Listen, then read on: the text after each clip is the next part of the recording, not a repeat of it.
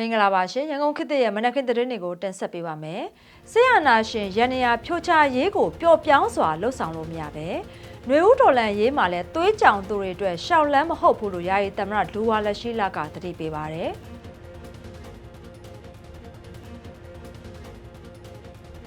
မင်းအောင်လှိုင်ကအလုတ်လုတ်ရင်ကဘာနဲ့ရင်မောင်တန်းနိုင်တဲ့နိုင်ငံမဖြစ်လာစရာအကြောင်းမရှိဘူးလို့ဆိုပြန်ပြီးသူ့ရဲ့ရက်တရာစီမံချက်အားလုံးဟာမအောင်မြင်ပဲကြာရှုံးပါတယ်။စပိန်ကအာဂျင်တီးနားကိုအနိုင်ယူပြီး2026ကမ္ဘာ့ဖလားချန်ပီယံဖြစ်လာတဲ့သတင်းအပါအဝင်ရန်ကုန်ခေတ်သစ်ရဲ့မနက်ခင်းသတင်းတွေကိုတင်ဆက်ပေးပါမယ်။အခုပထမဆုံးတက်ဆက်ပေးခြင်းတဲ့တဲ့ပုတ်ကတော့ဆရာနာရှင်ရန်နေရာကိုဖြိုချရေးတွေပျော့ပြောင်းစွာလှုပ်ဆောင်လို့မရပဲຫນွေဦးတော်လန်ရေးဟာလည်းသွေးကြောင်သူတွေအတွက်ရှောက်လန်းမဟုတ်သလိုစွန့်လို့အနစ်နာခံဖို့တွန့်ဆုတ်နေသူတွေအတွက်လည်းတမိုင်းမှာဂုံပြုတ်မှတ်တမ်းတင်ခံရမယ်အခွင့်အရေးရှိမှာမဟုတ်ဘူးလို့အမျိုးသားညီညွတ်ရေးအစိုးရ NUG ယာယီသမ္မတဒူဝါလက်ရှိလကသတိပေးပြောဆိုလိုက်ပါတယ်မနေ့ကကြာရောက်တဲ့89နှစ်မြောက်အာဇာနည်နေ့အခမ်းအနားမှာသူကသတိပေးပြောဆိုခဲ့တာဖြစ်ပါတယ်။လက်ရှိမှာတော့ຫນွေဦးတော်လန်ရေးဟာလူငယ်တွေနဲ့ယုံကြည်ချက်ပြင်းထန်သူတွေကအသက်နဲ့ဘဝကိုယဉ်ဤပေးဆက်ထရတဲ့ကြီးမားတဲ့လူထုတော်လန်ရေးဖြစ်တာကြောင့်အဲ့ဒီပေးဆက်မှုတွေကိုပေါ့တန်သဘောထားလို့မရဘူးလို့လည်းသူကသတိပေးပါတယ်။အဲ့ဒါအပြင်ຫນွေဦးတော်လန်ရေးဟာသွေးကြောင်နေသူတွေအတွက်ရှောင်လန်းမဟုတ်သလိုစွန့်လို့အနစ်နာခံဖို့တွန့်ဆုတ်နေသူတွေအတွက်လည်းတမိုင်းကပီးထိုးခွင့်ရှိလိမ့်မှာမဟုတ်ဘူးလို့လည်းဆိုလိုက်ပါတယ်။ဆရာနာရှင်စနစ်အမြင့်ပြတ်ချေမှုန်းရေးနဲ့ Federal Democracy နိုင်ငံသစ်ထူထောင်ရေးအတွက်အာဇာနည်စိတ်ဓာတ်နဲ့အဆုံးတိုင်တိုက်ပွဲဝင်ကြဖို့ကိုလည်းပြည်သူတွေနဲ့တော်လှန်အင်အားစုတွေကိုယာယီသမ္မတဒူဝါလက်ရှိလကတိုက်တွန်းလိုက်ပါတယ်။အာဇာနည်ဆိုတာကြာဆုံးသွားသူတွေကိုသာရည်ညွှန်းတာမဟုတ်ပဲတိုင်းပြည်နဲ့ပြည်သူလူထုအကျိုးအတွက်ကိုကြိုးစွန့်ပြီးလက်တွေ့အနစ်နာခံဆောင်ရွက်နေသူတိုင်းအတွက်လည်းအာဇာနည်စိတ်သက်ပိုင်ဆိုင်ထားသူတွေဖြစ်ကြရလို့လည်းဆိုပါတယ်။သက်ရှိထင်ရှားရှိနေစဉ်ကတည်းကအဲ့လိုဆွလွန်မှုတွေကိုအတိမတ်ပြုဂုံပြုဖို့အရေးကြီးတယ်လို့လည်းယာယီသမ္မတကပြောလိုက်ပါတယ်။အဲ့ဒါအပြင်မြန်မာနိုင်ငံသမိုင်းမှာဗမာနိုင်ငံရေးခေါင်းဆောင်တွေအပြင်တမိုင်းမှတ်တမ်းတွေထဲမှာဖုံးကွယ်ခံထားရတဲ့တိုင်းရင်းသားလူမျိုးစုအာဇာနည်ခေါင်းဆောင်အများပြားလည်းရှိနေသေးတာကြောင့်သူတို့ရဲ့ပေးဆက်မှုတွေကိုလည်းပြန်လည်အမှတ်ရဂုဏ်ပြုသင့်တယ်လို့လည်းပြောပါတယ်။လက်ရှိမှာတော့နိုင်ငံရေးအကျဉ်းသားအဖြစ်ဖန်စီထိမ့်သိမ်းခံထားရတဲ့နိုင်ငံတော်၏တိုင်ပင်ခံပုဂ္ဂိုလ်ဒေါအောင်ဆန်းစုကြည်နဲ့နိုင်ငံရေးအကျဉ်းသားတွေစစ်အာဏာရှင်စနစ်အမြင့်ပြတ်ချေမှုန်းရေးအတွက်ရှေ့တန်းစစ်မှန်တာပြင်အသီးသီးမှာအသက်နဲ့ဘဝကိုရင်းနေပြီးတိုက်ပွဲဝင်နေတဲ့တော်လှန်အင်အားစုတွေနဲ့ PDF ရဲဘော်အားလုံးဟာရှင်သန်ဆဲပြည်သူအာဇာနည်များဖြစ်တယ်လို့လည်းယာယီသမ္မတဒူဝါလက်ရှိလကဂုဏ်ပြုပြောဆိုပါရရှင်။ဒီတကမှာတော့အကျန်းဖက်စစ်ခေါင်းဆောင်မင်းအောင်လှိုင်ကသူ့လက်ထက်မှာစီလုံးညီညွတ်မှုနဲ့ခွန်အားရှိသမျှအလုပ်လုပ်ကြမယ်ဆိုရင်ကဘာနဲ့ရင်မောင်တန်းနိုင်တဲ့နိုင်ငံဘလို့နီးနဲ့မှမဖြစ်လာစရာအကြောင်းမရှိဘူးလို့ပြောဆိုလိုက်ပါတယ်။မနေ့ကဇူလိုင်လ19ရက်နေ့89နှစ်မြောက်အာဇာနည်နေ့အခမ်းအနားလာတက်ပြီးရဲ့နောက်မှာမင်းအောင်လှိုင်ကသူ့လက်အောက်ခံဝါဒဖြန့်မီဒီယာတွေကိုခေါ်ယူတွေ့ဆုံပြီးအခုလိုပြောဆိုခဲ့တာလည်းဖြစ်ပါတယ်။မင်းအောင်လှိုင်ကအဲ့လိုပြောဆိုနေပြီမဲ့လေသူလဲဆောင်နေတဲ့ရက်တရာစီမံချက်အတွင်းငြိမ်းချမ်းရရှိရေးကုန်စည်နှုန်းကျဆင်းရေးစားရည်ရိတ်ခါပေါ်များရေးဆိုတာတွေကတခုမှဖြစ်မလာသေးပါဘူးအခုဆိုရင်ငြိမ်းချမ်းရေးကဏ္ဍမှာတိတာထင်ရှားတဲ့ရလက်မရှိဘဲတနိုင်ငံလုံးကိုစစ်တပ်ကလေရင်တွေနဲ့ပုံကျဲတာတွေတပ်ဖြတ်မှုတွေနဲ့စစ်ကြောင်းထိုးမှုတွေကိုတိုးမြင့်နေတာဖြစ်ပြီးပြည်သူတွေသေဆုံးမှုနေအိမ်အဆောက်အုံလူထုအိုးအိမ်စီးစိမ်ပျက်စီးမှုတွေသာပုံမမြင့်တက်များပြားလာနေရလို့လည်းပြည်ရင်းပြည်ပအဖွဲ့အစည်းတွေကထောက်ပြထားကြပါတယ်။ကုန်စည်နှုန်းကျဆင်းအပိုင်းမှာလည်းကုန်စည်နှုန်းတွေမကျတဲ့အပြင်ပိုလို့တောင်တက်လာနေတယ်လို့လည်းပြည်ရင်းစီးပွားရေးအတိုင်းအဝန်းကဆိုထားပါတယ်။အဓိကအားဖြင့်မင်းအောင်လှိုင်ကသွင်းကုန်မှန်သမျှကိုပိတ်ပင်ပြီးပို့ကုန်တိုးမြင့်ရေးမူဝါဒနိုင်ငံသားငွေသုံးစွဲမှုလျှော့ချရေးလမ်းစဉ်တွေကြောင့်မြန်မာနိုင်ငံမှာသွင်းကုန်ကျန်းတွေရှားပါပြီးလူသုံးကုန်စားနပ်ရိက္ခာစေဝါအပါအဝင်ကုန်ပစ္စည်းဈေးနှုန်းတွေဟာတဟုန်တုံးဈေးနှုန်းမြင့်တက်လာနေရလို့လည်းပြည်တွင်းကုန်သည်လုပ်ငန်းရှင်ကဆိုပါတယ်။အထူးသဖြင့်အခြေခံကုန်စည်ဖြစ်တဲ့အကျက်ကို ဘဲဥတွေကလည်းသွင်းကုန်ဖြစ်တဲ့မွေးမြူရေးဆိုင်ရာကောက်ွယ်ဆေးတွေ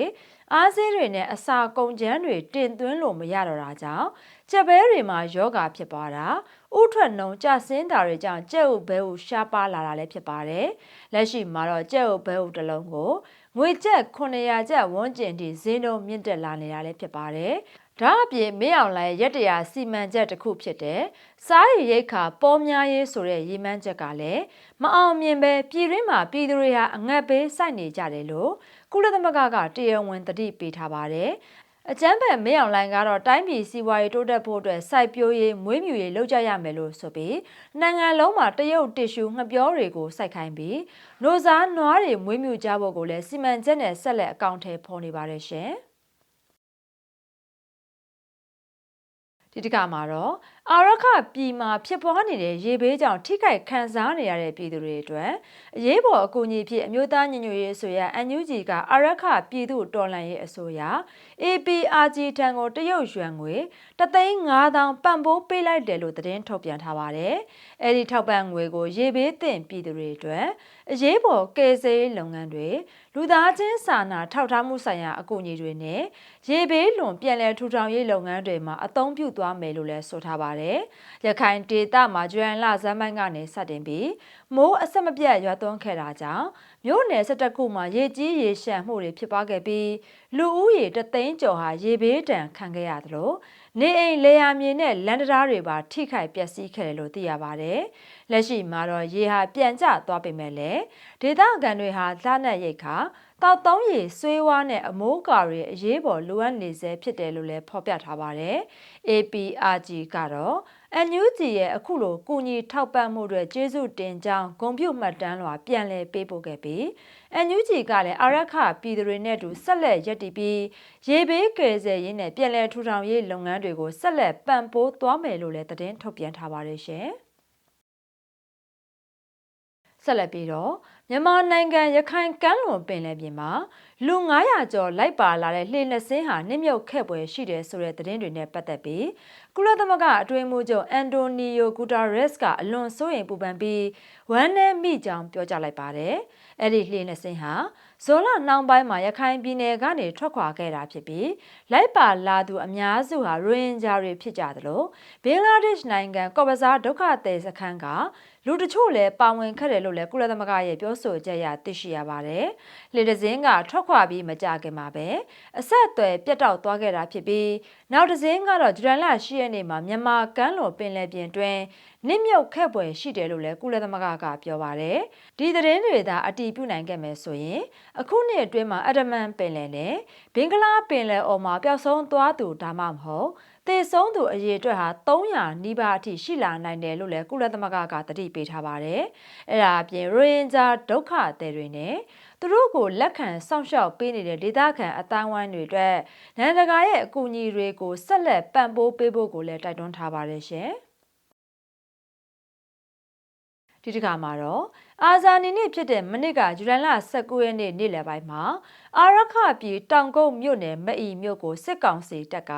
ဂျက်ဖိုက်တာတိုက်လေနဲ့ပေါင်900ဘုံ3လုံးကိုကျဲချတိုက်ခိုက်ခဲ့တယ်လို့ဒေသခံတွေနဲ့အာရခဒေသသတင်းမြစ်တွေကပြောပါတယ်။အဲဒီတိုက်ခိုက်မှုကြောင့်ရဲသားပြည်သူ9ဦးဟာသေဆုံးခဲ့ရပြီးရဟန်တပါအသက်18နှစ်အောက်ကလေးငယ်9ဦးအပါအဝင်စုစုပေါင်း14ဦးဟာဒဏ်ရာရှိခဲ့တယ်လို့လည်းသိရှိရပါတယ်။ဒဏ်ရာရှိသူတချို့ဟာစိုးရိမ်ရတဲ့အခြေအနေမှာရှိနေပြီးလက်ရှိမှာတော့အရေးပေါ်စေကူတာမှုတွေပေးနေကသေဆုံးသူနဲ့ဒဏ်ရာရှိသူအရေးအတွက်ထပ်တိုးလာနိုင်တယ်လို့လည်းဆိုထားပါတယ်။အကြက်ဘက်စစ်တပ်ကျဲချတဲ့ဘုံတွေဟာမအီမြို့အမှတ်2ရက်ကွက်အတွင်းလူနေရက်ကွက်ပေါ်ကိုဓာတ်ရိုက်ကျရောက်ပောက်ကွဲခဲ့တာဖြစ်ပြီးတိုက်ခိုက်ချိန်မှာမြို့နယ်အနီးတစ်ဝိုက်မှာတိုက်ပွဲဖြစ်ပွားနေတာမရှိခဲ့ဘူးလို့လည်းသိရှိရပါတယ်။ဒါအပြင်စစ်ကောင်စီတပ်ဟာပြီးခဲ့တဲ့ဇူလိုင်လ14ရက်နေ့ကလည်းရန်ပြဲမအီတောင်ကုတ်အဝေးပြေးကားလမ်းမပေါ်ကမင်းကြောင်တရားကိုဂျာရိုကော်ပတာနဲ့ဘုံကျဲတိုက်ခိုက်ခဲ့ပြီးလမ်းပန်းဆက်သွယ်ရေးတွေထိခိုက်ပျက်စီးစေခဲ့တယ်လို့လည်းသတင်းရင်းမြစ်တွေကပြောပါတယ်။အကြမ်းဖက်စစ်ကောင်စီတပ်ဟာကြောက်ဖြူစစ်မှန်နာမှာ AA နဲ့စစ်ရေးဖိအားတွေကိုရင်ဆိုင်နေရတာကြောင့်ကြောက်ဖြူကိုဆက်သွယ်ထားတဲ့လမ်းတွေတရားတွေအပြင်အရက်သားတွေနေထိုင်တဲ့နေရာတွေကိုပါလေကြောင်းတက်ခတ်မှုတွေဇက်တိုက်လှုပ်ဆောင်လာနေတယ်လို့လည်းဒေတာရင်းသတင်းမြစ်တွေရဲ့ပြောဆိုချက်အရသိရှိရပါတယ်ရှင်။ ဒီတခါမှာတော့မန္တလေးတိုင်းမလိုင်မြို့နယ်တမန်းကန်ကျေးရွာကိုစစ်ကောင်စီတပ်ကတိုက်ပွဲဖြစ်ပွားခြင်းမရှိဘဲ drone နဲ့ဘုံကျဲတိုက်ခိုက်ခဲ့တာကြောင့်အသက်80ကျော်အရွယ်ရှိတဲ့အဖိုးတို့ဟာတေဆုံးခဲ့ရပြီးနေအိမ်နှလုံးဟာထိခိုက်ပျက်စီးခဲ့တယ်လို့ဒေသခံတွေနဲ့လူမှုသတင်းကွန်ရက်မလိုင်မြို့ကပြောကြပါတယ်။ဇွန်လ18ရက်နေ့ည7:00နာရီခွဲဝန်းကျင်လောက်ကနှောကန်ရဲစခန်းဘက်ကနေပြတ်တန်းလာတဲ့ drone ကကျေးရွာအတွင်းကိုဘုံကျဲခဲ့တာဖြစ်ပြီးအဲ့ဒီအချိန်မှာကျေးရွာအနီးမှာတိုက်ပွဲဖြစ်ပွားနေတာမရှိခဲ့ဘူးလို့လည်းသိရှိရပါတယ်။တေဆုံးသူတွေဟာနေအိမ်တွင်အိမ်နေစဉ်မှာဘုံစာထိမှန်ပြီးနေရာမှာပဲတေဆုံးခဲ့ရတာဖြစ်တယ်လို့လည်းသိရှိရပါတယ်။တစ်ဖက်မှာလည်းမကွေးတိုင်းရေကြိုမြို့နယ်မှာ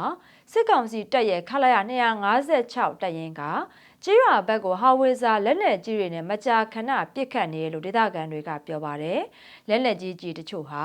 ကျေးရွာအနီးကိုကြားရောက်ပေါက်ကွဲခဲ့တာကြောင့်ဒေသခံပြည်သူတွေဟာနေ့စဉ်စိုးရိမ်မှုတွေနဲ့နေထိုင်နေရတယ်လို့တချို့မိသားစုတွေကတော့ဘေးလွတ်ရာကိုယာယီတိမ်းရှောင်နေကြရတယ်လို့လည်းသိရှိရပါတယ်။အဲ့ဒါပြင်တင်းလာရီတန်တင်းလာရီမြို့နယ်ကွင်းသစ်ကျေးရွာကိုလည်းစစ်ကောင်စီတပ်ဟာကာမီကာဇေ drone နဲ့ဘုံကျဲတိုက်ခိုက်ခဲ့တာကြောင့်ကျေးရွာစာတင်ကျောင်းတစ်ကျောင်းဟာထိခိုက်ပျက်စီးခဲ့တယ်လို့လည်း KNU ကသတင်းထုတ်ပြန်ထားပါတယ်။တိုက်ခိုက်မှုဖြစ်ပွားနေချိန်မှာအဲ့ဒီဒေသမှာတိုက်ပွဲဖြစ်ပွားနေတာမရှိခဲ့ပဲအရက်သားတွေနဲ့အများပြည်သူပိုင်အဆောက်အအုံတွေကိုထိခိုက်စေခဲ့တယ်လို့လည်းသိရပါတယ်ရှင်။ဒီတစ်ခါမှာတော့တောင်ကိုရီးယားနိုင်ငံ KTX မြန်နှုံးမြင့်ရထားလမ်းတိစောက်ရေးလုပ်ငန်းခွင်မှာအလုပ်လုပ်ကိုင်ရင်းနဲ့အသက်ဆုံးရှုံးခဲ့ရတဲ့မြန်မာအလုပ်သမားကိုအောင်မင်းဦးရဲ့မိသားစုထံကိုအဓိကဆောက်လုပ်ရေးကုမ္ပဏီ SK Eco Plant ရဲ့ CEO ဖြစ်တဲ့ကင်ယောင်းစစ်ကကိုယ်တိုင်သွားရောက်ပြီးဝမ်းနည်းကြောင်းပြောကြကတရားဝင်တောင်းပန်ခဲ့တယ်လို့လည်းတောင်ကိုရီးယားမီဒီယာတွေကသတင်းဖော်ပြထားပါတယ်။ CEO ကင်ယောင်းစစ်ကအလားတူလုပ်ငန်းခွင်မတော်တဆမှုတွေထပ်မံမဖြစ်ပွားစေဖို့အတွက်ကုမ္ပဏီတစ်ခုလုံးအတိုင်းအတာနဲ့လုံခြုံရေးအစီအမံတွေကိုအမြန်ဆုံးချမှတ်အကောင့်ထဲပေါ်သွားမယ်လို့လည်းကတိပြုခဲ့ပါတယ်။ကိုအောင်မင်းဦးဟာဇွန်လ1ရက်နေ့က KTX ရထားလမ်းတိစောက်ရေးလုပ်ငန်းခွင်မှာစက်သေးကိုညှက်မိပြီးအသက်ဆုံးရှုံးခဲ့ရတာဖြစ်ပါတယ်။ဖြစ်စဉ်အပြီးမှာတော့မိသားစုနဲ့ကုမ္ပဏီဘက်အကြားသဘောတူညီမှုရရှိခဲ့ပြီးကုမ္ပဏီဘက်ကတရားဝင်တောင်းပန်ဖို့မတော်တဆမှုအကြောင်းရင်းကိုစုံစမ်းစစ်ဆေးဖို့နဲ့လုပ်ငန်းခွင်လုံခြုံရေးအစီအမံတွေပြန်လည်ပြင်ဆင်ဖို့သဘောတူထားတယ်လို့လည်းသိရပါတယ်။အဲ့ဒါအပြင်ရွှေ့ပြောင်းအလုပ်သမားတွေကြုံတွေ့နေရတဲ့ဘာသာစကားအခက်အခဲလုပ်ငန်းခွင်မလုံခြုံမှုနဲ့ခွဲခြားဆက်ဆံခံရမှုတွေကိုလျှော့ချနိုင်မဲ့အစီအမံတွေကိုပါထည့်သွင်းဆောင်ရွက်သွားမယ်လို့လည်းဆိုထားပါတယ်။တစ်ဖက်မှာလည်း NUG ရဲ့တောင်ကိုရီးယားနိုင်ငံဆိုင်ရာကိုယ်စားလှယ်ဦးရန်နိုင်ထွန်းတဲ့အဖွဲ့ဟာလည်းကိုအောင်မင်းဦးရဲ့နာရေးကိုတွားရောက်ဂါရပြုခဲ့ပြီးတရားမျှတမှုရရှိရေးနင့်နာချင်းနဲ့ဥပဒေအရပိုင်ခွင့်အပြည့်အဝရရှိရေးအတွက်ရသမားသမဂ္ဂတွေနဲ့ဆက်လက်ပူးပေါင်းဆောင်ရွက်သွားမယ်လို့လည်းပြောကြားထားပါတယ်ရှင်။နိုင်ငံတကာသတင်းတွေကိုဆက်လက်တင်ဆက်ပေးကြပါမယ်။ American စစ်သားအုပ်ဂျော်ဒန်နိုင်ငံမှာတည်ဆုံခဲ့ပြီးတဲ့နောက်မှာ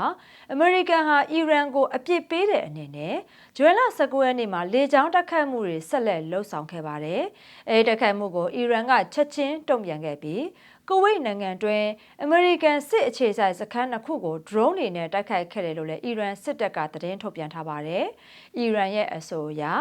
ဥရာရီစစ်စခန်းကခရမ်းတူလောင်ယုံနဲ့အလီအယ်ဆလန်လေတပ်စခန်းကလေကြောင်းကာကွယ်ရေးရေဒါစနစ်တွေကိုထိမှန်ခဲ့တယ်လို့လည်းဆိုထားပါတယ်။ American ဗဟိုစစ်ဌာနချုပ်ကတော့ဂျော်ဒန်နိုင်ငံမှာအီရန်ရဲ့ဒုံးကျည်နဲ့ drone တိုက်ခိုက်မှုတွေကိုကာကွယ်ရင်းနဲ့ American စစ်သား2ဦးဟာတေဆုံးခဲ့ပြီးနောက်ထပ်စစ်သား2ဦးလည်းပျောက်ဆုံးနေဆဲဖြစ်တယ်လို့လည်းအတည်ပြုထားပါတယ်။အဲဒီဖြစ်စဉ်ကြောင့်ဖေဖော်ဝါရီလ28ရက်နေ့ကနေစတင်ပြီး American နဲ့ Israel ကအီရန်ကိုစတင်တိုက်ခိုက်ခဲ့တဲ့စစ်ပွဲအတွင်းမှာတေဆုံးခဲ့တဲ့ American စစ်သည်ဟာစုစုပေါင်း16ဦးထိရှိလာပြီလည်းဖြစ်ပါတယ်။ဒီတစ်ကြိမ်ဟာအီရန်ပေါ်8ညဇက်တိုက်လေကြောင်းတိုက်ခိုက်မှုဖြစ်ပြီးဂျော်ဒန်မှာ American စစ်သား2ဦးတေဆုံးစေခဲ့တဲ့အစ္စလာမစ်တော်လှန်ရေးအစောင့်တပ် IRGC ရဲ့တပ်ဖွဲ့တွေကိုပြစ်မှတ်ထားတိုက်ခိုက်ခဲ့တာဖြစ်တယ်လို့လည်းပြောပါတယ်။တစ်ဖက်မှာလည်းအီရန်ကအမေရိကန်ဟာနိုင်ငံအနောက်တောင်ပိုင်းမှာဆောက်လုပ်နေတဲ့နျူကလ িয়ার ဓာတ်အားပေးစက်ရုံကို ဒုံးကျည်တွေနဲ့ပစ်ခတ်တိုက်ခိုက်ခဲ့တယ်လို့ဆွဆွဲပြီးအဲ့ဒီလုပ်ရဟာနိုင်ငံတကာဥပဒေကိုချိုးဖောက်တာလို့လည်းဝေဖန်ခဲ့ပါတယ်။ဂျော်ဒန်နိုင်ငံအကာဘာမြို့ဘက်ကိုဦးတည်လာနေတဲ့ဒုံးကျည်တစ်စင်းကိုအစ္စရေးနဲ့ဂျော်ဒန်တပ်ဖွဲ့တွေကပူးပေါင်းပစ်ချခဲ့ကြောင်းအစ္စရေးစစ်တပ်ကသတင်းထုတ်ပြန်ခဲ့ပေမဲ့လည်းအီရန်ဘက်ကတော့ဒီတိုက်ခိုက်မှုကိုအတိမပြုသေးပါဘူး။ကူဝိတ်နိုင်ငံကလည်းလက်စစ်နဲ့ရေပေးဝေရေးစက်ရုံတရုံဟာနှစ်ရက်ဆက်တိုက်ခိုက်ခံရပြီးမီးလောင်မှုဖြစ်ပွားခဲ့တယ်လို့လည်းသတင်းထုတ်ပြန်ထားပါတယ်။ဘာရိန်းနိုင်ငံကလည်းအီရန်ရဲ့လေကြောင်းတိုက်ခိုက်မှုတချို့ကိုကြားဖြတ်ဖျက်ဆီးနိုင်ခဲ့တယ်လို့လည်းဆိုထားပါတယ်။လက်ရှိတိုက်ပွဲတွေဟာကမ္ဘာရေနံတင်ပို့မှုအတွက်အရေးပါတဲ့ Hormuz ရေလက်ကြားကိုအဓိကအခြေခံပြီးပုံမပြင်းထန်လာနေရလဲဖြစ်ပါတယ်။အီရန်ဟာဟော်မုဇ်လက်ကြားကိုပိတ်ထားပြီးအဲ့ဒီရေလမ်းကိုထိန်းချုပ်ထားတာကိုအမေရိကန်နဲ့ညှိနှိုင်းရမှာဖိအားပေးနိုင်တဲ့အချက်တစ်ခုအဖြစ်လည်းအသုံးပြုနေတာဖြစ်ပါတယ်။အီရန်ကျန်းမာရေးဝန်ကြီးဌာနရဲ့အဆိုအရစစ်ပွဲပြန်လည်ပြင်းထန်လာပြီးနောက်ပိုင်းမှာလူ90ဟာသေဆုံးသွားခဲ့ရပြီး900ကျော်ဟာထိခိုက်ဒဏ်ရာရရှိထားပါတယ်။အီရန်ရဲ့အမြင့်ဆုံးခေါင်းဆောင်ကအမေရိကန်ကိုမမေ့နိုင်တဲ့သင်ခန်းစာတစ်ခုပေးမယ်လို့ပြောထားပြီးစစ်ရေးအကြံပေးကလည်းအမေရိကန်ရဲ့တိုက်ခိုက်မှုတွေဆက်ရှိနေမယ်ဆိုရင်အပြည့်အဝထိုးစစ်ဆင်တိုက်ခိုက်မှုတွေကိုပြန်လည်စတင်မယ်လို့လည်းတတိပေးထားပါတယ်ရှင်။ဒီတစ်ခါမှာတော့အိန္ဒိယနိုင်ငံမှာမုတ်တုံမိုးအဆက်မပြတ်ရွာသွန်းမှုကြောင့်ဖြစ်ပွားခဲ့တဲ့ရေကြီးရေရှမ်းမှုနဲ့မြေပြိုမှုတွေကြောင့်ဇွန်လ19ရက်အတွင်းမှာအနည်းဆုံးလူ19ဦးဟာသေဆုံးခဲ့ရပြီးဒေသအာဏာပိုင်တွေကကယ်ဆယ်လုပ်ငန်းတွေကိုအရှိန်မြင့်ဆောင်ရွက်နေပါတယ်။သေဆုံးသူတွေထဲမှာမြန်မာနိုင်ငံနဲ့နယ်နိမိတ်ချင်းထိစပ်နေတဲ့နာဂလန်ပြည်နယ်မှာ10ဦးဟာသေဆုံးခဲ့ရပြီးအိန္ဒိယထိန်းချုပ်ထားတဲ့ဂျမ်မူနဲ့ကက်ရှ်မီးယားဒေသမှာတော့နောက်ထပ်17ဦးဟာသေဆုံးခဲ့တယ်လို့လည်းသိရှိရပါတယ်။နာဂလန်ပြည်နယ်မွန်ခရိုင်အုပ်ချုပ်ရေးမှူးကတော့လက်ရှိအချိန်ထိသေဆုံးသူ10ဦးတည်းကရုပ်လောင်း4လောင်းကိုသာရှာဖွေတွေ့ရှိထားပြီးကြံရှိသူတွေကိုတော့ဆက်လက်ရှာဖွေနေဆဲဖြစ်တယ်လို့လည်းပြောကြားထားပါတယ်။အဲ့ဒါအပြင်အနည်းဆုံးလူ15ဦးဟာလည်းထိခိုက်ဒဏ်ရာရှိခဲ့ပါတယ်။ဂျမ်မူနဲ့ကက်ရှ်မီးယားဒေသကဝန်ကြီးချုပ်ကတော့ရာဂျိုရီဒေသမှာဖြစ်ပွားခဲ့တဲ့ရုတ်တရက်ရေကြီးမှုဟာပြည်သူပိုင်နဲ့ပုဂ္ဂလိကပိုင်အဆောက်အုံတွေအများအပြားပျက်စီးခဲ့သလိုဘတ်စကားဂိတ်အပါအဝင်အခြေခံအဆောက်အုံတွေလည်းထိခိုက်ပျက်စီးခဲ့ပြီးဒေသခံပြည်သူအများအပြားရဲ့နေထိုင်မှုဘဝကိုလည်းထိခိုက်စေခဲ့တယ်လို့လည်းပြောပါတယ်။အိန္ဒိယသတင်းဌာန NDTV ရဲ့ဖော်ပြချက်အရဂျမ်မူဒေသမှာလူ17ဦးဟာသေဆုံးခဲ့ရပြီးနောက်ထပ်လူအများအပြားလည်းပျောက်ဆုံးနေဆဲဖြစ်ပါတယ်။အိန္ဒိယစစ်တပ်နဲ့ပြည်내အရေးပေါ်ကယ်ဆယ်အဖွဲ့တွေကတော့ရာဂျိုရီခရိုင်မှာလူ17ဦးကိုကယ်ဆယ်နိုင်ခဲ့ပြီးအဲ့ဒီထဲမှာကလေးငယ်9ဦးလည်းပါဝင်တယ်လို့စစ်တပ်ကသတင်းထုတ်ပြန်ထားပါတယ်။အိန္ဒိယမိုးလေဝသဌာနကလည်းလာမယ့်2ရက်အတွင်းဂျမ်မူနဲ့ကက်ရှ်မီးယားဒေသတွေမှာမိုးအလွန်သဲထန်စွာရွာသွန်းနိုင်တယ်လို့လည်းသတိပေးထားပါတယ်။အခြေအနေတွေကြောင့်ကက်ရှ်မီးယားဒေသမှာနှစ်စဉ်ကျင်းပနေတဲ့ဟိန္ဒူဘာသာဝင်တွေရဲ့အမားနတ်ဖျားဘူးခီးစဉ်ကိုလည်းယာယီရပ်ဆိုင်းထားရပြီးရာသီဥတုကောင်းမွန်လာပြီးခီးသွားလမ်းကြောင်းတွေလုံခြုံပြီလို့အတည်ပြုမှသာ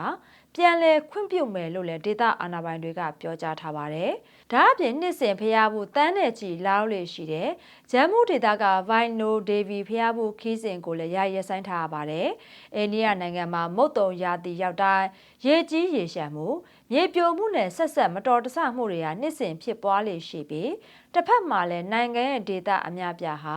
ရေရှားပါမှုနဲ့မိုးခေါင်မှုပြဿနာတွေကိုရင်ဆိုင်နေရပါတယ်ရှင်။ဒီတစ်ခါမှာတော့ရုရှားဟာယူကရိန်းနိုင်ငံမြို့တော်ကီရက်ကိုဇူလိုင်လ20ရက်နေ့မနေ့အစောပိုင်းမှာနိုင်ပေါင်းများစွာကြာဒုံးကျည်တွေနဲ့ဒရုန်းတွေကိုအသုံးပြုပြီးအပြင်းထန်တိုက်ခတ်ခဲ့ပါတယ်။ယူကရိန်းနိုင်ငံသားရဲ့ဝန်ကြီးရဲ့အဆိုအရဒီတိုက်ခိုက်မှုက2022ခုနှစ်စစ်ပွဲစတင်ပြီးနောက်ပိုင်းကီယက်ကိုဘယ်လစ်တစ်ဒုံးကျည်အများဆုံးအသုံးပြုတိုက်ခိုက်ခဲ့တဲ့ဖြစ်စဉ်ဖြစ်တယ်လို့လည်းသိရှိရပါတယ်။ယူကရိန်းအာဏာပိုင်တွေရဲ့ထုတ်ပြန်ချက်အရတိုက်ခိုက်မှုကြောင့်လူတအုပ်ဟာသေဆုံးခဲ့ရပြီးအနည်းဆုံး16ဦးဟာထိခိုက်ဒဏ်ရာရှိခဲ့တယ်လို့ကီယက်မြို့ကခရိုင်6ခုမှာလည်းလူနေအိမ်တွေရုံးအဆောင်တွေစက်ရုံတွေကျောင်းသားအဆောင်တွေနဲ့ယာဉ်တွေထိခိုက်ပျက်စီးခဲ့ရပါတယ်။အရေးပေါ်ကယ်ဆယ်အဖွဲ့တွေကဆာဗီယာတိုရှင်စကီခရိုင်မှာ မီးလောင်နေတဲ့နေအိမ်တစ်လုံးတည်းကလူ၄ဦးကိုကယ်ဆယ်နိုင်ခဲ့ပြီးချက်ချင်းကိုစကီခရိုင်မှာလည်း၃ထပ်အဆောက်အုံတစ်လုံးတည်းကဒေသခံတွေကိုကယ်ထုတ်နိုင်ခဲ့ပါတယ်။နောက်ပိုင်းမှာတော့တေဆုံးသူတို့ရဲ့ရုပ်လောင်းကိုရှာဖွေတွေ့ရှိခဲ့ပါတယ်။အဲ့ဒါအပြင်ဆိုလိုမီယန်စကီဒက်စနီယန်စကီနဲ့ဒီနီပရိုခရိုင်တွေမှာလည်းမီးလောင်မှုတွေဇက်တိုက်ဖြစ်ပွားခဲ့ပါသေးတယ်။ယူကရိန်းလေတပ်ရဲ့အဆိုအရရုရှားဟာတညအတွင်းမှာဒုံးကျည်42စင်းကိုပစ်လွတ်ခဲ့တာဖြစ်ပြီးအဲ့ဒီတဲက18စင်းကိုသာကြားဖြတ်ပစ်ချနိုင်ခဲ့ပါတယ်။ယူကရိန်းအနေနဲ့ဘယ်လစ်စတစ်ဒုံးကျည်တွေကိုပစ်ချနိုင်တဲ့ပါရော့လေကြောင်းကာကွယ်ဒုံးကျည်တွေပြက်လက်နေတဲ့အတွက်လေကြောင်းကာကွယ်အခြေအနေဟာပုံမခက်ခဲလာနေတယ်လို့လည်းသိရပါတယ်။ယူကရိန်းနိုင်ငံသားရေးဝန်ကြီးစီဘီဟာကလည်းဒီတိုက်ခိုက်မှုကိုယူကရိန်းမြို့တော်ကိုပြစ်မှတ်ထားတဲ့ရက်ဆက်ကြမ်းကြုတ်တဲ့အကြမ်းဖက်တိုက်ခိုက်မှုလို့ခေါ်ဆိုခဲ့ပြီးဒီလိုတိုက်ခိုက်မှုတွေရပ်တန့်သွားအောင်မော်စကိုပေါ်ပုံမပြင်းထန်တဲ့ဖိအားပေးဖို့လိုအပ်တယ်လို့လည်းပြောကြားခဲ့ပါတယ်။ကီယက်မြို့အပြင်ရုရှားဒရုန်းတွေဟာဒီနီပရိုပတ်ထရော့စကီမြို့ကိုလည်းတိုက်ခိုက်ခဲ့ရမှာလူတအုပ်ဟာတိတ်ဆုံးခဲ့ရပါသေးတယ်။ဇာပိုရီရှားဒေသမှာလည်းရုရှားဒရုန်းတစ်စင်းကခီးတဲ့တင်ရထားကိုတိုက်ခိုက်ခဲ့တဲ့အတွက်ရထားမောင်းနှင်သူဟာတိတ်ဆုံးခဲ့ရပြီးရထားတွဲမှာလည်းမီးလောင်ပျက်စီးခဲ့ရပါတယ်။တစ်ဖက်မှာလည်းယူကရိန်းစစ်တပ်ကပင်လယ်နက်ထဲမှာရှိနေတဲ့ရုရှားရေနံတင်သင်္ဘော2စီးကိုတိုက်ခိုက်ခဲ့တယ်လို့သတင်းထုတ်ပြန်ထားပြီးရုရှားထိန်းချုပ်ထားတဲ့ခရိုင်းမီးယားဒေသကိုလောင်စာနဲ့စီရေးထောက်ပံ့ရေးပစ္စည်းတွေပို့ဆောင်နိုင်မှုကိုဖျက်တောက်နိုင်ဖို့အတွက်ရွေထားတာဖြစ်တယ်လို့လည်းဆိုလိုက်ပါတယ်။ယူကရိန်းနိုင်ငံမှာတော့သမ္မတကကာကွယ်ဝန်ကြီးကိုယာတုကနေဖယ်ရှားလိုက်တဲ့အတွက်ပြည်တွင်းမှာဆန္ဒပြမှုတွေလည်းဖြစ်ပေါ်နေပါတယ်။ဝေဖန်မှုတချို့ကတော့စီရေးအရှိန်ကောင်းနေတဲ့အချိန်မှာဝန်ကြီးအပြောင်းလဲပြုလုပ်တာဟာဇလန်စကီရဲ့သမ္မတတပ်တန်းတွင်အကြီးမားဆုံးအမှားတွေကတစ်ခုဖြစ်တယ်လို့လည်းဝေဖန်နေကြပါတယ်။အမေရိကန်သမ္မတဒေါ်နယ်ထရန့်ကတော့ယူကရိန်းအနေနဲ့ပါတော့ကြားပြဒေါ်ကြီးတွေကိုပြည်တွင်းမှာထုတ်လုပ်နိုင်ဖို့အတွက်လိုင်စင်ပေးဖို့အသင့်ရှိတယ်လို့လည်းပြောထားပေမဲ့လည်းဘယ်အချိန်မှစတင်မလဲဆိုတာကိုတော့မထုတ်ပြန်သေးပါဘူး။သမ္မတဇလန်စကီကလည်းဘယ်လစ်စတစ်ဒုံးကျည်တွေကိုကာကွယ်နိုင်ရေးကလက်ရှိမှာကျွန်တော်တို့ရဲ့အမြင့်ဆုံးဦးစားပေးကိစ္စဖြစ်ပြီးကြားဖြတ်ဒုံးကျည်တွေကိုနေ့တိုင်းလိုအပ်နေပြီးဂရိအတိုင်းထောက်ပံ့ပေးနေတဲ့မိဖက်နိုင်ငံအားလုံးကိုကျေးဇူးတင်တယ်လို့လည်းပြောကြားခဲ့ပါတယ်ရှင်။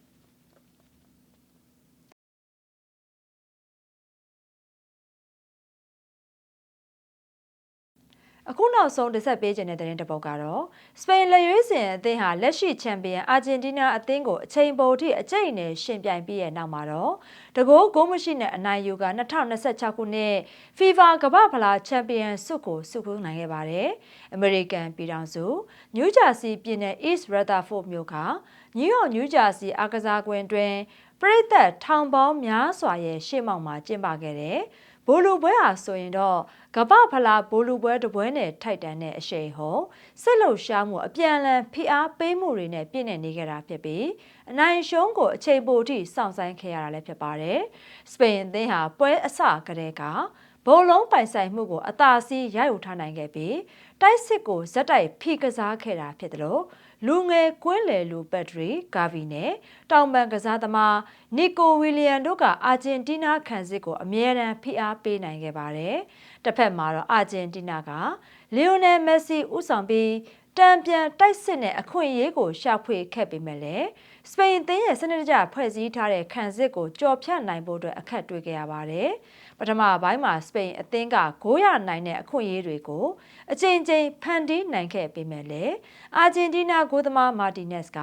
လက်စွမ်းပြကာကွယ်မှုတွေနဲ့အသင်းကိုကယ်တင်နိုင်ခဲ့တာကြောင့်ဂိုးမရှိတည်ရည်နဲ့သာပြီးဆုံးခဲ့ရပါတယ်။ဒုတိယပိုင်းမှာတော့စပိန်အသင်းကဆက်လက်ဖိအားပေးပြီးကစားခဲ့ပြီးတစ်ချိန်မှာတော့ဂိုးသွင်းယူနိုင်ခဲ့ပေမဲ့လည်း VAR ပြန်လည်စစ်ဆေးပြီးရဲ့နောက်မှာတော့ပြစ်ဒဏ်ကျူးလွန်မှုရှိတယ်လို့သတ်မှတ်ခံရတာကြောင့်ဂိုးကိုပယ်ဖျက်ခဲ့ရပါတယ်။အဲဒီနောက်မှာနှစ်သင်းစလုံးဟာအနိုင်ဂိုးရဖို့အတွက်အရှိန်မြင့်တိုက်စစ်ဆင်ခဲ့ပေမဲ့လည်းပုံမှန်ပွဲချိန်မိနစ်60အတွင်းအနိုင်ရှုံးမပေါ်ခဲ့ပါဘူး။ပွဲအလှည့်ပြောင်းဖြစ်ခဲ့တာကတော့ပုံမှန်ပွဲချိန်နောက်ဆုံးပိုင်းမှာဖြစ်ပေါ်ခဲ့တာပါ။အာဂျင်တီးနားကွင်းလယ်လူအန်ဆိုဖာနန်ဒက်စ်ဟာအဝါကတ်2ကြိမ်ရရှိခဲ့တာကြောင့်အနီကတ်နဲ့ထုတ်ပယ်ခံခဲ့ရပြီးအာဂျင်တီးနားအသင်းကအချိန်ပိုမှာကစားသမား10ယောက်တည်းနဲ့ဆက်လက်ရှင်ပြိုင်ခဲ့ရပါတယ်။အချိန်ပိုမှာတော့စပိန်အသင်းဟာလူအင်အားအသာစီးကိုအသုံးချပြီးတိုက်စစ်ကိုပုံမမြင့်တင်လာခဲ့ပါတယ်။ အချိန်မိုဒုတိယပိုင်း106မိနစ်မှာတော့ညာတောင်ပံကနေပက်ဒရိုပေါ်ရိုတင်ပေးလိုက်တဲ့ဘောလုံးကိုနီကိုဝီလီယံကခေါင်းတိုက်ချပေးခဲ့ရကနေလူစားဝင်တိုက်စစ်မှုဖာရန်တိုးရက်စ်ကအနိကအဆုံးသတ်ကန်သွင်းပြီးစပိန်အသင်းတွေအဖိုးတန်သောတလုံးတည်းသောအနိုင်ဂိုးကိုသွင်းယူပေးခဲ့တာပါဂိုးပေးလိုက်ရပြီးရဲ့နောက်မှာတော့အာဂျင်တီးနားအသင်းဟာကစားသမားတစ်ယောက်ရော့နေတဲ့ကြားက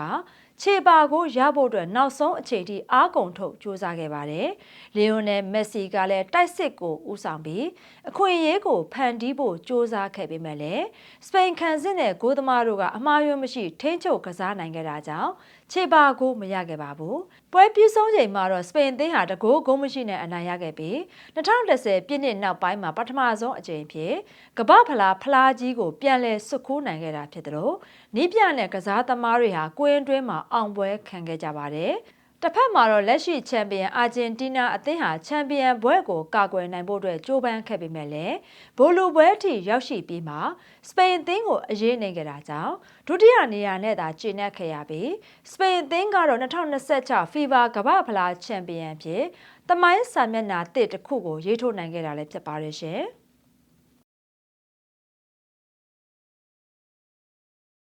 ဟုတ်ကဲ့ပါရှင်ဒါကတော့ရန်ကုန်ခေတ်ရဲ့မနက်ခင်းသတင်းတွေကိုတင်ဆက်ပေးရပါကြည့်ရှုပေးရတဲ့ကျေးဇူးတင်ပါတယ်ရှင်ကျွန်မများပါ